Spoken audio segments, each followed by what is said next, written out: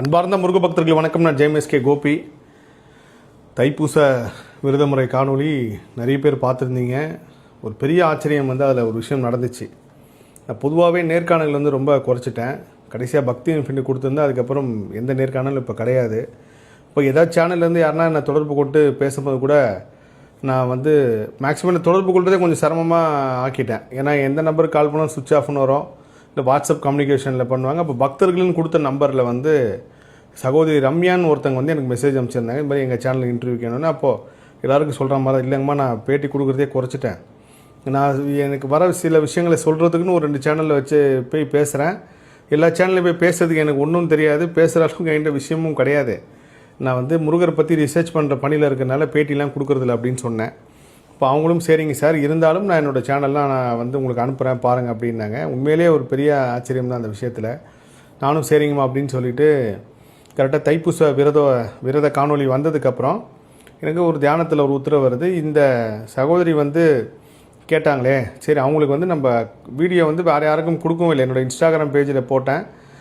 நான் அவங்களுக்கு இதை அனுப்பி நீங்கள் உங்கள் இதில் போடுறதா இதை போட்டு யூஸ் பண்ணிக்கிங்கம்மா. கண்டிப்பாக எதிர்காலத்தில் நம்ம நேர்காணல் நடக்கணும்னு விதி இருந்தால் நிச்சயமாக நடக்கும். கண்டிப்பாக அது முருகப்பெருமான் கருணையால் என்னைக்காவது நடக்கும் அப்படின்னு சொல்லி நான் உங்களுக்கு அனுப்புகிறேன். அது கூட எனக்கு தியானத்தில் உத்தரவு வந்தனால தான் நான் அனுப்பிச்சிடேன், இல்லைனா அனுப்பியிருக்க மாட்டேன். இதுக்கு முன்னாடி சஷ்டி விரதம் காணொலி கூட பக்தி இன்ஃபினிட்டியில் சாய் செந்தில் சார் போட்டிருப்பார். அதுவும் நான் அந்த ஒரு காணொலி மட்டும் அவருக்கு நான் தனியாக அனுப்பிச்சிட்டேன். ஏன்னா நம்ம என்ன உத்தரவு வருதோ அது அப்பயே சொல்கிறது ஈஸி.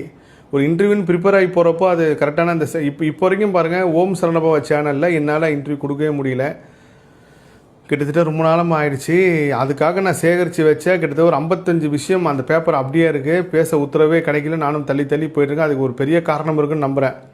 அப்போ இந்த சகோதரிக்கு அனுப்பி இந்த மாதிரி சொல்கிறேன். சொன்னதுக்கப்புறம் விட்டுட்டேன். அவங்களும் இல்லை சார் இது சரியாக இருக்குமானே தெரில, இல்லைங்கம்மா உங்களுக்கு போடணுன்னு இருந்தால் போடுங்க, இல்லைனா பரவாயில்ல அப்படின்னேன். ஆனால் முருகப்பெருமான் ஏன் அவங்கள காட்டினார்ன்றதுக்கப்புறம் காட்டினார் ஏன் அப்படின்றதுக்கு ஒரு பின்னாடி ஒரு பெரிய அதிசயம் இருக்குதுன்னு தான் சொல்லணும். பொதுவாகவே சித்தூர் ஆந்திர பிரதேசத்துலேருந்து நிறைய முருக பக்தர்கள் தொடர்பு கொள்வாங்க. ஒரு சில பேருக்கு மட்டும் தான் தமிழ் தெரியும். ஏன்னா அவங்க கூட தெலுங்கில் கம்யூனிகேட் பண்ணுவேன். நம்ம தம்பி ராகேஷ்னு ஒருத்தர் இருக்கார். அதுக்கப்புறம் தெலுங்கு தெரிஞ்ச நிறைய நண்பர்கள் இருக்காங்க. அவங்க மூலிமா அந்த விஷயத்த சொல்லுவோம். அதே மாதிரி பெங்களூர்லேயும் அப்படி தான். ஏன்னா தமிழ் பக்தர்கள் தாண்டி கர்நாடகாவில் மிகப்பெரிய முருக சக்தி இருக்குது, அவங்களுக்கும் புரிகிற மாதிரி சொல்லும். அதே மாதிரி கேரளான்னு பார்த்திங்கன்னா அம்மா சுதாமான்னு இருக்காங்க. அவங்க சில விஷயங்கள் மலையாளத்தில் கம்யூனிகேட் பண்ணி கொடுப்பாங்க. அப்படி இருக்கும்போது இவங்க ஒரு வீடியோ அனுப்புகிறாங்க. அதில் நான் பேசின அந்த தமிழ் காணொலியை மலையாளத்துலேயும் தெலுங்குலேயும் பண்ணி அமைச்சிருந்தாங்க. எனக்கு பெரிய ஆச்சரியமாகிடுச்சு. இன்னைக்கு இந்த டெக்னாலஜி இவ்வளோ தூரம் இருக்குன்றது தெரியும், ஆனால் அவ்வளோ பர்ஃபெக்டாக நம்ம சொல்கிற விஷயங்கள் போகுமா அப்படின்னு உங்களுக்கு பெரிய ஆச்சரியம். அப்புறம் தொடர்பு நம்ம யாருங்கம்மா நீங்கள், நான் நினச்ச விஷயத்த நீங்கள் பண்ணியிருக்கீங்க, நானும் இது ஒரு பெரிய ப்ராசஸ்ன்னு நினச்சேன், ஆனால் சர்வசாதாரணமாக நீங்கள் பண்ணியிருக்கீங்களே அப்படின்னு சொல்லி கேட்டப்போ சார் அவங்க வீட்டுக்காரர்கிட்ட பேச சொன்னாங்க. அவர்கிட்ட பேசுறதுக்கப்புறம் தெரியுது அவங்க உண்மையிலேயே ஒரு பெரிய டெக்னாலஜி வச்சு ஆல் ஓவர் இந்தியாவில் ஒரு சில விஷயங்கள் செஞ்சிட்ருக்காங்க. முருகர் இதை வெளியில் கொண்டு வரத்துக்கு தான் நம்ம ஏன்னா நான் ஒரு விஷயத்தை ரொம்ப நம்புவேன். பிரபஞ்சம் தொடர்பு இல்லாமல் உங்கள் வாழ்க்கையில் யாரையும் கொண்டு வராது.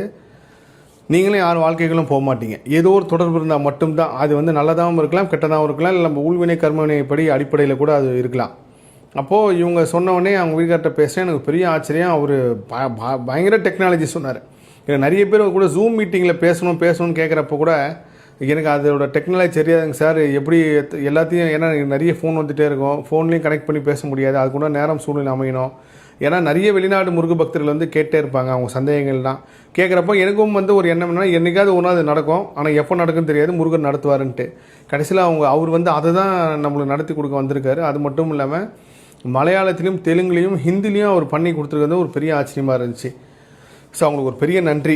இந்த காணொலி மூலயமா தெலுங்கு முருக பக்தர்களுக்கும் கேரளா முருக பக்தர்களுக்கும் ஒரு பெரிய விஷயம் தெரிஞ்சிருக்கேன். அவங்க மொழியிலே அது கேட்குறப்போ இன்னும் உணர்வுபூர்வமாக இருக்கும். அந்த காணொலியில் நான் பதிவு பண்ணியிருந்தேன், இன்னும் சந்தேகங்கள் தான் கேளுங்கன்னு சொல்லி. பொதுவான எல்லா சந்தேகங்களையும் நான் முன்கூட்டியே பதிவு சொல்லியிருந்தாலும் திரும்ப நம்ம மக்கள் இந்த சந்தேகங்களை கேட்டாங்க. அதில் நிறைய சந்தேகங்கள் சொல்லியிருக்காங்க. அதில் சில முக்கியமானதை நான் எழுதி வச்சுருக்கேன். முதல் விஷயம் எல்லாரும் கேட்டது என்னென்னா, தாய்ப்பால் கொடுக்கும் தாய்மார்கள் விரதம் இருக்கலாமான்னா கண்டிப்பாக நீங்கள் விரதம் இருக்கணும்னு எந்த கட்டாயமும் கிடையாது. ஏன்னா ஒவ்வொருத்தரும் வீட்டில் மாதமாக இருந்து குழந்தை பிறந்ததுக்கப்புறம் அம்மா வீட்டில் தான் இருப்பாங்க. அந்த அம்மா வீட்டில் உங்களுக்கு கண்டிப்பாக அசைவ உணவு செஞ்சு கொடுப்பாங்க. அது ரொம்ப முக்கியம். குழந்தை ஹெல்த்து முக்கியம், உங்கள் ஹெல்த்து முக்கியம். அதுக்கு நான் அசைவத்தில் ஹெல்த் இருக்குதுன்னு நான் சொல்லலை. இருந்தாலும் நீங்கள் ஒரு தாய் வீட்டில் இருக்கிறப்போ கொடுக்குறப்போ அதை நீங்கள் தவிர்த்துட்டு இருக்கவும் முடியாது. ஸோ நீங்கள் விரதம் இல்லைனாலும் ஒன்றும் பிரச்சனை கிடையாது. முடிஞ்சால் கடைசி அந்த ஒரு வாரம் தைப்பூசம் அப்போ கூட ஒரு இருக்க முயற்சி பண்ணுங்கள். இல்லை அதுவும் முடியலன்னா சிரமப்படாதீங்க, அடுத்த தைப்பூச விரதம் இருக்கலாம். ஸோ நீங்கள் வந்து எப்போ பிரபஞ்சம் அனுமதி கொடுக்குது அப்போ தான் நம்ம அந்த விரதம் இருப்போம். இது நான் கண்ட உண்மை. அதுக்கப்புறம் இறப்பு வீட்டுக்கு போகலாமா, ஒரு டெத்தான வீட்டுக்கு போகலாமா அப்படின்னு ஒரு பொதுவான சந்தேகங்கள். இது ஒரு முக்கியமான சந்தேகங்கள். நான் திரும்பவும் சொல்கிறது என்னென்னா, இந்த கலியுகத்தில் பிறப்பும் இறப்பும் ரொம்ப புனிதமானது. அதே போல் பெண்களோட மாதவிடாய்களும் தீட்டுன்னு அவங்கள தவிர்த்தோ இல்லை அவங்கள அவமதித்தோ இல்லை வந்து அவங்கள வந்து ரொம்ப தொலைவில் வைக்கிறதோ தப்பு. இது எல்லாமே புனிதமான ஒன்று தான். நான் வந்து இப்போ ஒரு விஷயம் வந்து உணர்ந்தேன். எல்லோரும் கேட்பாங்க, கோழியிலேருந்து முட்டை வந்ததா, முட்டையிலேருந்து கோழி வந்தனா? இந்த உலகத்தில் முதல் உயிரினமே எனக்கு தெரிஞ்சு கண்டிப்பாக பெண் சக்தியாக தான் இருக்கணும். பெண் சக்தி வந்ததுக்கு அப்புறம் தான் சூரியன் மூலயமா சில விஷயங்கள் நடந்திருக்கு. அது ஒரு பெரிய உதாரணம். நம்ம கர்ணன் எப்படி பிறந்தார்னு பார்த்தீங்கன்னா கூட அதுக்கு இந்த கேள்விக்குண்டான பதில் கிடைக்கும். அதனால் நீங்கள் இந்த தீட்டு காலத்தில் சாமி விரதம் இருக்கலாமா அப்படின்னு எந்த குழப்பமும் வேண்டாம். 48 நாள் இருங்க. அதுக்கு நடுவில் என்ன ஆனாலும் சரி, உங்கள் ரிலேட்டிவ் இருந்தாலும் சரி, இல்லை அந்த டெத்துக்கு போனாலும் சரி, அதுக்கும் இதுக்கும் சம்மந்தமே கிடையாது. 48 நாள் நீங்கள் உங்கள் மனசை கட்டுப்படுத்தி முருகப்பெருமானுக்காக நீங்கள் ரொம்ப பிடிச்ச ஒரு அசைவத்தை தவிர்க்கிறீங்க. இது ஒன்று தான். அதனால் நீங்கள் இந்த இறப்பு வீட்டுக்கு போயிட்டு வந்தால் பாவம் வந்துடுமோ, ஐயோ நம்ம விரதம் கலைஞ்சிருமோ அப்படின்னு எந்த ஒரு குற்ற உணர்வும் இருக்காதீங்க. இன்னும் நம்ம இந்த சின்ன சின்ன விஷயத்தையே யோசிச்சுட்டே இருக்கோம். இதை தாண்டி பெரிய விஷயம் இருக்குன்னு தான் நான் கர்மாராய்ச்சியில் உணர்றேன். இதை தாண்டி ஒரு பெரிய விஷயம் இருக்குது. நம்ம இந்த சின்ன சின்னலாம் நினச்சிட்டு இருக்கோம். இது எல்லாமே பார்த்திங்கன்னா முழுக்க முழுக்க நம்ம ஊழ்வினை கர்மவினை வந்து இதுலேருந்து நீ வெளியே வரக்கூடாது, இதுக்குள்ளேயே நீ சுத்துன்னு சொல்கிற ஒரு விஷயம்தான். அடுத்தது நோய்வாய்ப்பட்ட மகன். இப்போ ஒருத்தவங்க சொன்னாங்க, என் பையன் வந்து ஹாஸ்பிட்டல் அட்மிட் ஆகிருக்காரு, இந்த காலத்தில் நான் விரதம் இருக்கலாமா? நாங்கள் ஹாஸ்பிட்டலே தான் இருப்போம்னா கூட கண்டிப்பாக இருக்கலாம். நீங்கள் எங்கே இருந்தாலும் இந்த விரதம் இருக்கலாம். விரதமே இருக்க முடியாது கூட மனதளவில் கூட நீங்கள் 48 நாள் முருகப்பெருமானை நினச்சி இருந்தாலும் அதுக்கு உண்டான பலனும் கிடைக்கும். எப்போ நம்ம ஒன்று பிடிச்சதை இழக்கிறோமோ அப்போ கண்டிப்பாக அதுக்கு உண்டான பலன் உண்டு. அதனால் ஹாஸ்பிட்டலில் இருக்கிறவங்க, இந்த விரத காலத்தில் ஆப்ரேஷன் வச்சுருக்கிறவங்க, எங்கே இருந்தாலும் நீங்கள் ஒரு பாக்கெட் சைஸ் முருகர் படம் கிடைக்க போது நீங்கள் அங்கேருந்து முருகர் பெருமான் வணங்க. இந்த 48 நாள் நீங்கள் கோயிலுக்கே போக முடியலனா கூட வருத்தப்படாதீங்க. நீங்கள் இருக்கிற இடத்துக்கு கண்டிப்பாக இந்த முருக சக்தி வந்து உங்களை காப்பாற்றும். உங்களை வந்து அந்த ப்ரொடெக்ட் பண்ணி ஒரு விஷயத்தை கொடுக்குன்றது வந்து நான் போன வருஷம் தைப்பூசம் வரதப்போ எத்தனையோ முருக பக்தர்கள் பல ஆயிரக்கணக்கான முருக பக்தர்கிட்ட பேசுகிறப்போ ஒவ்வொருத்தருக்கும் ஒரு அதிசயம் நடந்துச்சு. ஹாஸ்பிட்டலில் ஆப்ரேஷன் தியேட்டர் வாசலில் செந்தில்வேல்னு ஒரு டாக்டர் வந்து எங்கள் அப்பாவுக்கு ஆப்ரேஷன் பண்ணாருங்க சார். அதுக்கு முன்னாடி வரைக்கும் இந்த டாக்டர் வேறு, ஆனால் நான் தைப்பூசம் வரது அந்த எங்கள் அப்பா வந்து அவர் தான் பண்ணார். இதெல்லாமே முருகர் அதிசயமாக அப்படின்னு சொல்கிறாங்க. இது ஒன்றுக்கு ஒன்று தொடர்பு படுத்தி பார்க்கும்போது தான் அந்த உண்மையும் அந்த உணர்வும் புரிய வரும். அதனால் ஹாஸ்பிட்டலில் இருக்கிறவங்க, இல்லை நான் வந்து எங்களுக்கு ஆப்ரேஷன் வச்சுருக்காங்க, இந்த சூழ்நிலை இப்படி இருக்கலாமா அப்படின்னு சொல்லி கண்டிப்பாக யார் நினச்சி ஃபீல் பண்ணாதீங்க. நீங்கள் விரதம் இருங்க. அடுத்த விஷயம் வந்து மாலை அணிவது. இது வந்து ஒரு பெரிய கேள்வியாக இருக்குது. நான் யாரையுமே மாலை அணிந்து இருக்குன்னே சொல்ல. இந்த 48 நாள் விரதம் அடுத்த வருஷம் உங்களை 48 நாள் விரதத்துக்கு பக்குவப்படுத்தும். அப்போ நீங்கள் காப்பு கட்டுறதோ இல்லை மாலை அணிகிறதோ, இல்லை நான் பெட்டில் படுக்காமல் தரையில் படுத்து இருக்கேன், ரொம்ப எளிமையாக இருக்கேன், செருப்பு போடாமல் இருக்கேன், இப்படியெல்லாம் உங்கள் மனசு தயாரானதுக்கப்புறம் செயலும் அதுக்குண்டான விஷயத்தை கொடுக்கும். ஸோ உங்கள் மனம் தயாராகாமல் நீங்கள் உடனே கடுமையான விரதத்துக்கோ இல்லை கடுமையான பக்திக்கோ போனீங்கன்னா நாளைக்கு சப்போஸ் நீங்கள் கேட்டது கிடைக்கல, நீங்கள் நினச்ச விஷயம் நடக்க அப்படியே தெய்வத்து மேலே கோபமாக மாறும். பாரு இவ்வளோ விரதம் இருந்து எனக்கு கிடைக்கல நடக்கலன்னு சொல்லி வரும். அதனால் எளிமையான பக்தி மூலமே முருகப்பெருமானை உணரலாம். நம் முன்னோர்கள் முதல் கொண்டு நம்மளோட இதுக்கு முன்னாடி இந்த கலியுகத்திலேருந்து நம்ம எப்போல்லாம் வந்து இந்த முருக சக்தியை வழிபட்டோமோ அதுலேருந்து எளிமையான பக்தி மூலயமா இறைவனை வந்து வணங்கியிருக்காங்க, இறைவனை உணர்ந்திருக்காங்கன்றது உண்மை. அதனால் நீங்கள் மனதளவில் கூட இருக்கலாம், தப்பு கிடையாது. ஆனால் மாலை போடலை அப்படின்னு சொல்லி கஷ்டப்படாதீங்க. அதுக்கப்புறம் ரொம்ப ரொம்ப முக்கியமான எல்லோரும் கேட்ட கேள்வி வந்து ஷேவ் பண்ணலாமான்ட்டு. இப்போ நீங்கள் ஒரு ஷிப்பில் வேலை செய்கிறீங்க, இல்லை ஒரு ஆர்மியில் வேலை செய்கிறீங்கன்னா கண்டிப்பாக க்ளீன் ஷேவில் போய் தான் ஆகணும். இதில் எந்த ரெஸ்ட்ரிக்ஷனும் கிடையாது. நீங்கள் உங்கள் தொழில் தான் முதல் தெய்வம், அதுக்கப்புறம் தான் மற்ற எல்லாமே. உங்கள் தொழிலையும் நீங்கள் வேலை செய்கிற இடத்துலையும் எவ்வளோக்கெவ்வளோ அந்த இடத்துக்கு நீங்கள் உண்மையாகவும் விசுவாசமாக இருக்கீங்களோ அப்போ தான் வாழ்க்கையில் நம்ம அடுத்த கட்டத்துக்கு போவோம். அதனால் நீங்கள் இருக்கிற வேலையில் ஷேவ் பண்ணுறது இதெல்லாம் எந்த ரெஸ்ட்ரிக்ஷன் கிடையாது. உங்கள் மனசுக்காக தோணும், நான் ஒரு 48 நாள் இந்த மாதிரி இருக்கலாமா, இப்படி இருக்கலாமா அப்படின்னு. அப்போ தோன்றப்போ நீங்கள் அதை செய்யுங்க. ஸோ இப்படி தான் இருந்தால் தான் முருகர் சக்தி வந்து உங்களுக்கு வேலை செய்யும், முருகருக்கு ஆசீர்வாதம் பண்ணலாம் அப்படிலாம் கிடையாது. ஷேவ் பண்ணுறது இது எல்லாமே உங்களோட சூழ்நிலை, உங்களோட ஆஃபீஸ் வேலையை பொறுத்து. அதே மாதிரி எந்த கோயிலுக்கு போகிறதுன்னு கேட்குறீங்க, கண்டிப்பாக உங்கள் வீட்டு பக்கத்தில் இருக்கிற முருகரை போய் பாருங்கள். அந்த முருகர் கோயிலுக்கு தேவையானதை செய்யுங்க. அபிஷேகத்துக்கு பொருள் வாங்கி கொடுங்க, முருகருக்கு வஸ்திரம் வாங்கி கொடுங்க. அதுக்கப்புறம் நம்ம மற்ற எல்லா இடத்துக்குமே போகலாம். நம்ம எல்லையில் இருக்கிற முருகர் தான் நம்மளை காக்குறாரு. உதாரணத்துக்கு நான் இப்போ வடப்பள்ளினா வடப்பள்ளி முருகர், இன்றைக்கி வந்து வலசராகம் வெங்கட சுப்பிரமணியர் கோயிலுக்கு போனேன். கிட்டத்தட்ட அந்த கோயில் வந்து ஓரிரு வருடங்களுக்கு முன்னாடி நான் போய் பதிவு பண்ணுறேன். கரெக்டாக 2 வருஷத்துக்கு முன்னாடி பதிவு பண்ணுறப்போ எல்லாருக்கும் வலசகத்துலேயும் நிறைய பேருக்கு அந்த கோயில் இருக்குது தெரியாது, பூமியிலேருந்து கிடைச்ச சிலை. இப்போ வலசரகனா அந்த முருகரை போய் பார்க்கலாம், அற்புதமான முருகர். அந்த மாதிரி ஒவ்வொரு ஏரியாவில் இப்போ எம்ஜிஆர் நகர்னா அங்கே திருச்செந்தூர் முருகர் இருக்கார். இந்த மாதிரி எல்லா இடத்துலையும் முருகர் சக்தி இருக்குது. நீங்கள் அந்த முருகரை போய் பாருங்கள். அது கூட நீங்கள் இந்த 40 நாள் தினமும் கோயிலுக்கு போகணுன்றது எந்த நிர்பந்தமும் கிடையாது. நான் எல்லா புள்ளியும் சேர்த்து ஒன்றா சொல்கிறது என்னென்னா, நீங்கள் உங்களுக்காக ஒரு பிடிச்ச விஷயத்தை நீங்கள் முருகப்பெருமானுக்காக இந்த விரத கால இலக்கு நின்றப்போ ஊழ்வினை கருவினை சமமாகி அதுக்குண்டான பலன் கிடைக்கும். இது சத்தியம். அதனால் இந்த வேண்டுதல் வேண்டுகோள் இப்படிலாம் இருந்தலாமா அப்படிலாம் இருந்தலாமா காப்பு கட்டிக்கலாமா அப்படின்னு சொல்லி எந்த ரெஸ்ட்ரிக்ஷன் கிடையாது. இந்த 48 நாள் தான். அடுத்த 365 நாள் நம்ம வருஷத்தில் இருக்கிறத வந்து உங்களுக்கு வாழ்க்கையில் வழி நடத்தும். அதனால் நீங்கள் எந்த கோயிலுக்கு போகிறதுக்கு முன்னாடி உங்கள் வீட்டு பக்கத்தில் இருக்க முருகரை போய் பாருங்கள்.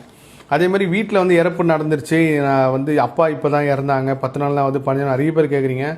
ஒவ்வொரு வீட்டில் ஒரு முறை இருக்குது. ஒரு சில பேர் வீட்டில் வந்து 11 நாள் காரியம் முடிச்சதுக்கப்புறம் எல்லாமே முடிச்சுடுவாங்க. அது மாதிரி எல்லார் வீட்லேயும் தனித்தனியான ஒரு நெறிக்காட்டல் ஒரு வழிமுறை இருக்குது. அதனால் அதை குழப்பிக்காதீங்க.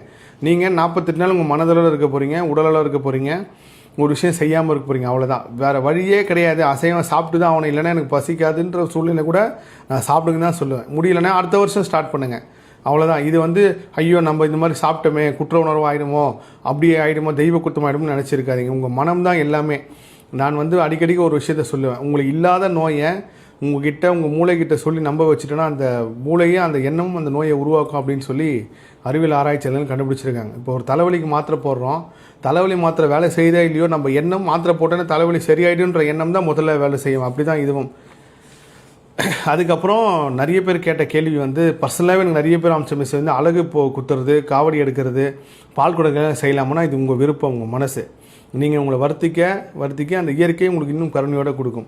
இதுக்கெல்லாம் ஒரு பெரிய தைரியம் வேணும், ஒரு பெரிய கொடுப்பனை வேணும். எல்லாராலையும் வேல் குத்த முடியாது, எல்லாராலையும் பால் குடம் எடுக்க முடியாது, எல்லாராலையும் காவடி தூக்க முடியாது. அதுக்குன்னு யார் பிறப்பு எழுதப்பட்டிருக்கோ அவங்க தான் அதை செய்ய முடியும். அதனால் இது கூட எந்த நிர்பந்தமும் கிடையாது. உங்களுக்கு அந்த அந்த இறை சக்தி அனுமதி கொடுத்தா நிச்சயமாக செய்யுங்க. அதுக்கு உண்டான பலன் அபரிவிதமாக இருக்கும். அதனால தான் நீங்கள் பாருங்கள், குடும்பத்தில் ஒருத்தர் வேல் குத்துனாங்க அப்படின்னா தொடர்ந்து அவங்க பல தலைமுறையாக 25 தலைமுறையாக வேல் குத்துனா பார்த்துருங்க. காரணம் அதுக்கு உண்டான பலன் அவங்களுக்கு கிடைக்கிறப்போ அது ஆட்டோமேட்டிக்காக வந்துடுவாங்க. ஸோ அது வந்து நீங்கள் புதுசாக ஆரம்பிக்கிறதுக்கான கூட முருகப்பெருமான உத்தரவு கேளுங்க. அதுக்கு முதல்ல உங்கள் மனசு தயாராகணும்.